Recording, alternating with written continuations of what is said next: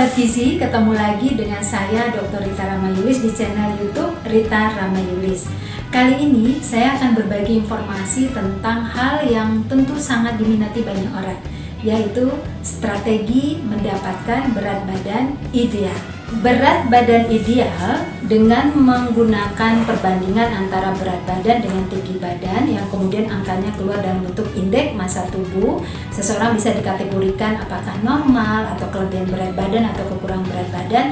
Sesungguhnya itu belum bisa dikatakan ideal karena dia hanya menggunakan timbangan berat badan, menggunakan berat badan indikatornya. Padahal kita tahu berat badan itu bukan berat badan, tetapi berat badan itu adalah berat dari penjumlahan ada cairan kita, ada lemak, ada protein, ada mineral, dan penjumlahan itu semua yang kemudian menghasilkan berat.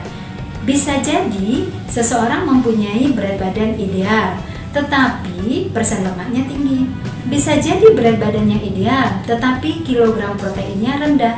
Bisa jadi berat badannya ideal, tetapi mineral yang terkait dengan kepadatan tulangnya rendah.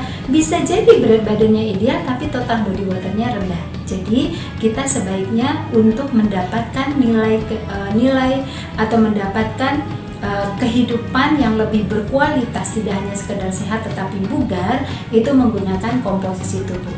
Di Royal Sport Performance Center, setiap klien yang datang untuk konsultasi gizi pasti kita akan lakukan pengukuran komposisi tubuhnya. Klien akan tahu berapa total body water yang harus dia capai dan berapa total body water yang hari ini dia peroleh. Contohnya, seorang klien berusia 22 tahun, tinggi badan 179, harusnya mencapai total body water adalah 39,9 sampai 48,7.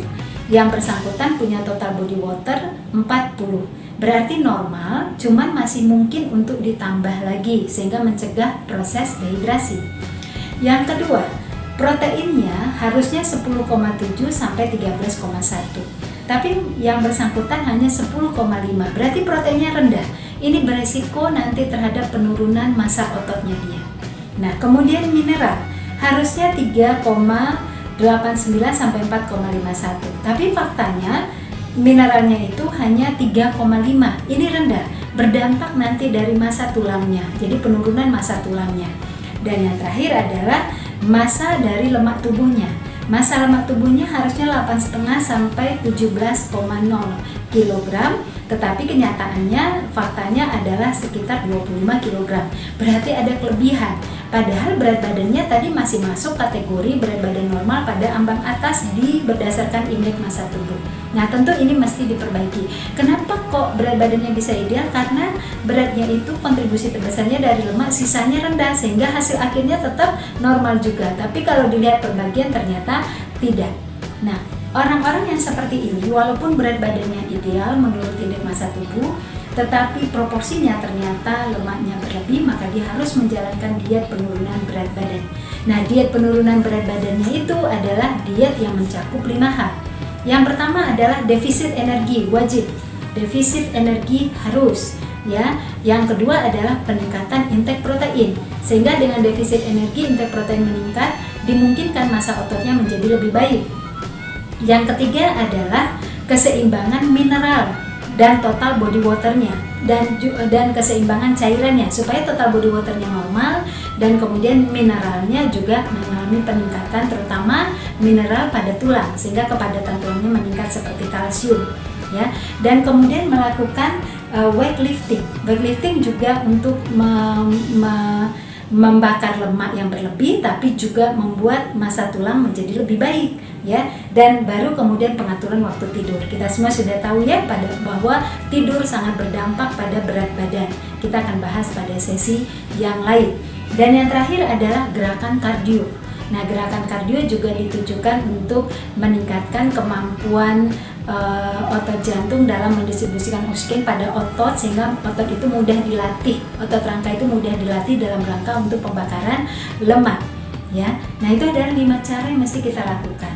Tetapi terkadang dari 5 cara itu khusus untuk weightlifting dan kardio tidak semua bisa melakukan dengan alasan tidak ada waktu. Maka ada solusinya. Mungkin teman-teman sudah kenal dengan latihan yang disebut dengan high intensity interval training. Nah, bisa disarankan dengan melakukan HIIT. Apa itu HIIT? High Intensity Interval Training itu merupakan latihan yang termasuk ke dalam kategori latihan kardio. Namun karena dilakukan dengan intensitas yang tinggi, diselang-seling juga dengan intensitas rendah, dan kemudian durasinya cepat, ya waktunya cepat, ini yang membuat kemudian pembakaran lemak itu menjadi efektif. Sebenarnya pembakaran lemak itu diawali dengan peningkatan kemampuan tubuh membakar energi dalam waktu yang lebih lama. Jadi setelah berlatih pun tetap terjadi pembakaran energi. Nah, inilah keuntungannya dalam proses penurunan berat badan. Nah, karena latihan ini hanya waktunya pendek, maka siapa aja bisa lakukan. Tetapi karena intensitasnya tinggi, maka tentu sebaiknya sebelum memulai dibangun dulu kebugaran dasarnya. Ya, minimal sudah terpapar dengan latihan. Setelah itu baru bisa melakukan latihan HIIT. Kalau langsung takutnya cedera dan lain sebagainya. Nah, seperti apa bentuk latihannya? Ini dia. 気分次第です僕は敵を選んで戦う少年叶えたい未来もなくて夢に描かれるのを待ってたそのくせ未来が怖くて明日を嫌って過去に願ってもうどうしようもなくなってスケベんだ明日よもう来ないでよってそんな僕を置いて月は沈み日は昇るけどその世は違う